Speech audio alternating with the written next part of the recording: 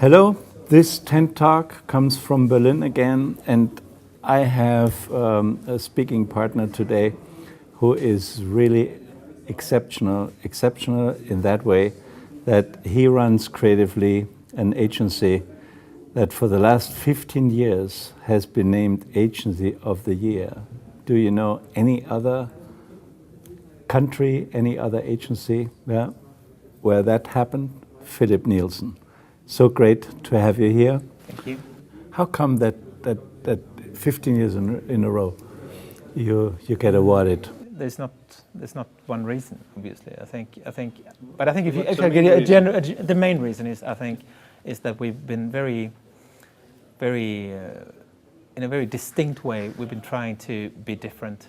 I remember Ingvar Kamprad, who is the founder of IKEA, once said, "IKEA's road is the different road." And he even described it as if we ever do anything that resembles to other furniture companies, we have to dig into that really thoroughly because we're probably making a mistake. Yeah. And I think that's, in a way, that's been our approach as well. You have 27 partners, and not only partners, equal partners that own the company. Everyone about 4%. So is that a part of the strengths of your company? I think it's definitely one of the 2-3 things which I think has meant the most to us, and I think it's very much down to one of the founders, Forsman Bodenfors, who founded the agency. I think he very early understood the importance of making people part of the business, and also I think you have to remember that Sweden is a small country. And if you want to build, which has been our goal for a long time, to build a world-class agency out of Sweden, basically you need a large portion of the talent in Sweden, and you need that talent to stay. You can't afford to lose people all the time. Maybe you can in New York, maybe you can in London, but you can't in Sweden. So I think taking people in and making them partners and making them part of the culture has been fundamental. So it's a people business. It's stability, but it's also I think for us, because we said that very early. We're in this for a long time, and this company is our career. We're not going to make an international advertising career. We could if we wanted to, but we don't want to. And if you're going to stay in a company for a long time, what do you want around you? You want friends. You want people you really like, and I think that's crucial. Yeah. Well, I mean, your clients, they remain with you for quite a long time. Many of them, yeah. You picked up Volvo in 1994, and 2 years later you picked up IKEA. They're still with you. I mean, that is also unique. I mean, the average remaining time is about 5 years or so, maybe less these days. Our company is a lot about loyalty and focus on people and focus on relations, and we're trying to create a company where you that you long for when you're on a holiday, and it's maybe you're not long for your clients necessarily, but you just want to meet the people again after 5 weeks. Yeah. When you would describe something you focus on in order to build the competitiveness of your organization, and you want to describe it in 1-2 words, what is it? I think responsibility is a big part of it. Try to stay away from the traditional advertising hierarchy, which I think it's amazing that a business which sort of describes itself as one of the most modern and progressive industries, how old-fashioned and rigid the structure is, and we try to stay away from that. And so it's very much about making people responsible, making as many people as possible be at the front instead of working against an internal hierarchy, different creative directors or even physically different floors in a really high building. I want as many people as possible at the front, working with ideas, working with concepts, working directly with clients. The biggest triumph for me as the sort of the chief creative officer and the chairman is when I see young people who come into the company, and if I can get them, let's say within 1 or 2 years, and see that they can go on their own as a team, 2 guys maybe 23, 24 years old, go to the client on their own, with an account executive, of course, and do the presentation themselves of a concept that they have created on a big client. I think that's the biggest triumph. And, how do you pick the people? I think we have no secrets. I think it's probably very much like in any agency. But I think we have a bigger focus on what type of a human being is this? Was he or she, were they talented? But then the second question is, could that be a potential partner in the future? Did we like them?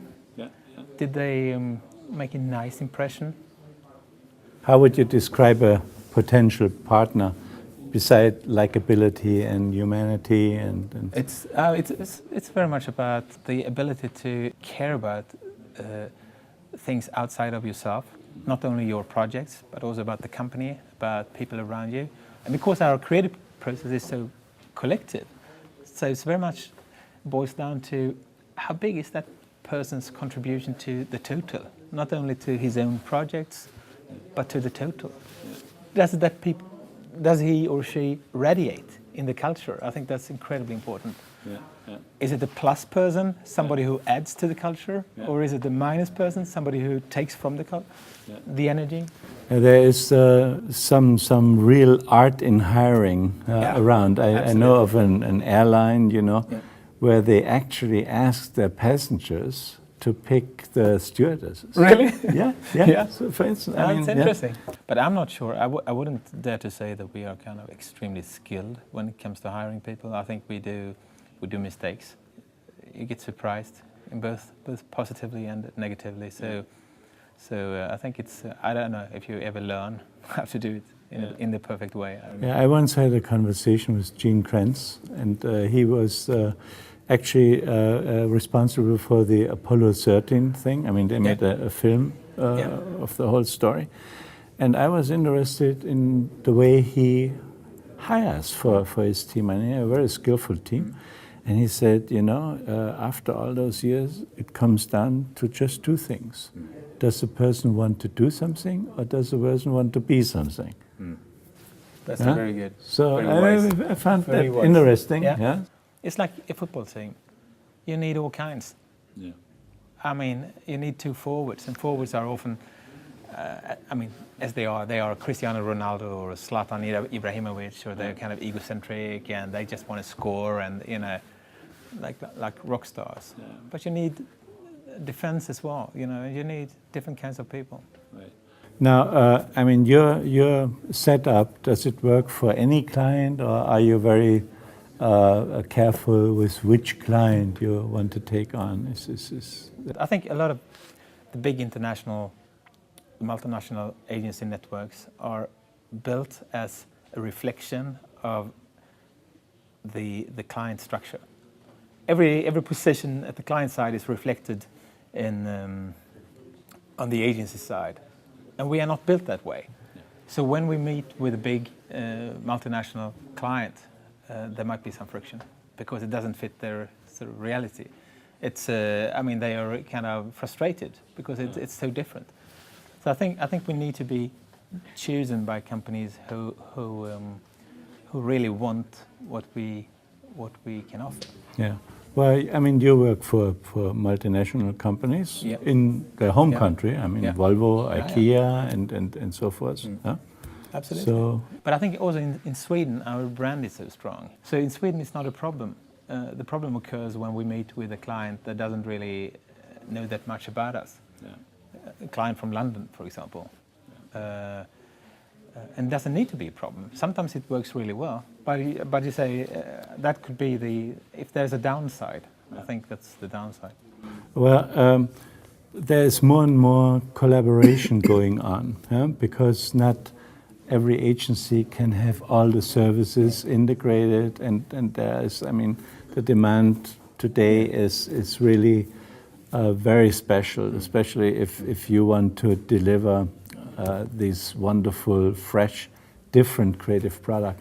So how does it work for you, collaboration, maybe with other agencies, but also with adjacent services like entertainment and so forth? For a long time, we tried to stay away from building a group of companies because we thought that could be in conflict with what we wanted to do, a very lean, mean machine with a clear creative focus. But we've come to realize that we need a group of companies around us. We have an excellent, really excellent design company called Happy, which are ranked as one of the best design companies in the world. We have a production company, we have a Norwegian company because we need that on the Scandinavian market, etc. So there's a group of companies and it's growing. It's growing. So that's one answer to that. And then on an international level, it's a work in progress. And the latest thing now that we try to implement is that we, outside of Scandinavia, we have an associated on major markets like Germany, for example. Which is a very important market for us. Some markets in Eastern Europe, UK is always a bit difficult, but France, Spain, Southern Europe. Then we work with a more like an action marketing agency on the local market and a very qualified planner. Yeah. So we find so far that combination sort of is good for us and makes it possible for us to handle pan-European business. Yeah. If you were to have to describe Forsman Bodenfors the product, how would you describe it? It's very simple. We just can't stay away from communication that makes a difference. That's the whole thing. I think we become frustrated when we end up in situations where we realize that the result doesn't really matter. The process is what matters. But you know, I mean, I feel your messages are very clear, they are very single-minded. And then you either choose a demonstration not seen before, a surprising demonstration, or a surprising story, or the combination of it. Yeah. This strategy is the reason for why we've been a good agency for 15 years, but it also limits us. There are so many offers that we have to turn down.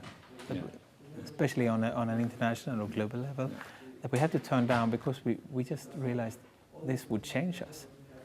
We don't have an army of account executives to send all over the world. We just don't have that because we don't want it. Teams that are assigned to the clients, they really collaborate also with others. They ask for their opinion. You said put it on the floor and people can comment and so forth.